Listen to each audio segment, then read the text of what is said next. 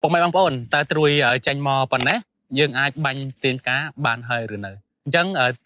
ខ្លីៗពីខ្ញុំបាត់ទៅបើសិនបើពុកម៉ែបងប្អូនចង់បាញ់យកការតែម្ដងបាញ់បានដូចគ្នាបាទប៉ុន្តែអ្វីដែលយើងទទួលបានមកវិញវាអត់សូវសមប្រកបទេពុកម៉ែបងប្អូនមើលជាក់ស្ដែងដោយសារត្រួយចន្ទីចាញ់មកតងខ្លីតងរាវស្លាក់តូចបាទស្លាក់នេះបើយើងមើលជាក់ស្ដែងទាំងអស់គ្នាវាអត់សូវមានកម្លាំងទេបាទអញ្ចឹងជាការល្អពុកម៉ែបងប្អូនត្រូវបុកបាញ់ឬក៏បំពន់ទាញត្រួយមួយវគ្គទៀតសិនយើងទាញត្រួយឲ្យតងទ្រារបស់វាធំថ្លោះល្អសិនតងត្រួយវែងហើយស្លាក់ពណ៌បៃតងស្រស់សិនចាំយើងធ្វើការបាញ់ទាញផ្កាបើយើងបង្ខំវាពីដំណាក់កាលនេះទៅ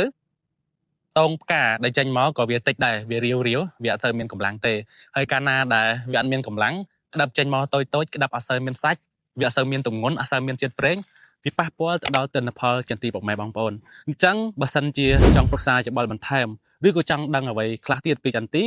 អាច comment ចូលក្នុង page ឬក៏តាក់ទងតាមរយៈលេខទូរស័ព្ទដែលមាននៅលើវីដេអូនេះអរគុណ